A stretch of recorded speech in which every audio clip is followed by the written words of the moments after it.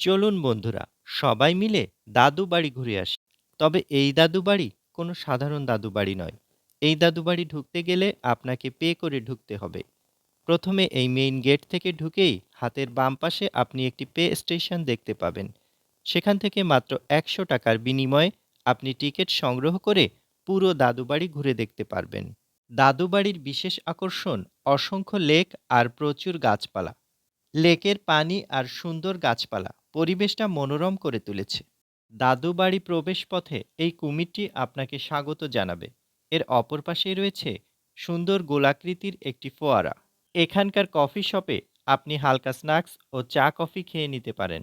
পুরো এরিয়া জুড়েই লেকের পাশে এমন সুন্দর সুন্দর কুঁড়েঘর দেখতে পাবেন। প্রকৃতি আর আধুনিকতার এক অনন্য মিশ্রণ পাবেন এই পার্কে।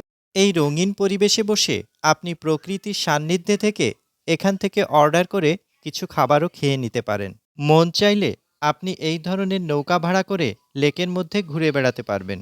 সব বয়সীদের বিনোদনের জন্য সব ব্যবস্থা আছে এখানে। রিসোর্টের আবাসিক ঘরগুলোর সামনে এই সুন্দর লেকটি রয়েছে। এই লেকের মধ্যে বেশ কয়েকটি রাইডসও রয়েছে। বাচ্চাদের জন্য রয়েছে আলাদা কিডস জোন। কিডস জোনকে সাজিয়ে তোলা হয়েছে অত্যন্ত মনোরমভাবে।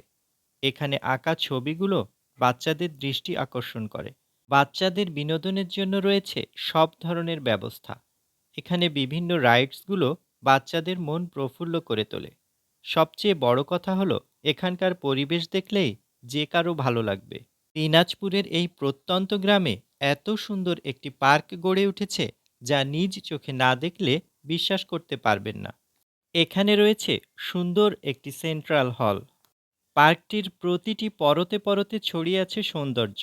সবকিছুতে আধুনিকতার ছোঁয়া। এই পার্কের শেষ প্রান্তের দিকে গেলে এখানে সব প্রজাতির বাঁশ দেখতে পাবেন। বাঁশের প্রজাতিগুলোর মধ্যে প্রায় সবগুলো প্রজাতিরই দেখা মিলবে এখানে গেলে। এখানে সুন্দর সুন্দর লেকগুলোর পাশাপাশি রয়েছে পানি নিষ্কাশনের সুব্যবস্থা। প্রকৃতির নির্মল বাতাস আর লেকের স্বচ্ছ জল সবকিছু মিলিয়ে আপনার কাছে অপরূপ লাগবে।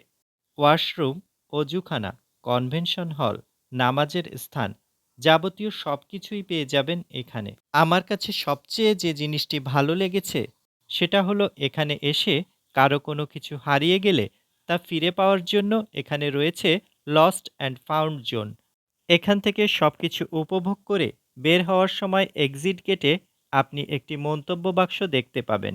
এই পার্কে আপনার যাবতীয় অভিজ্ঞতা লিখে এখানে একটি মন্তব্য রেখে আসতে পারেন। দাদু বাড়ি কেমন লাগলো অবশ্যই জানাবেন।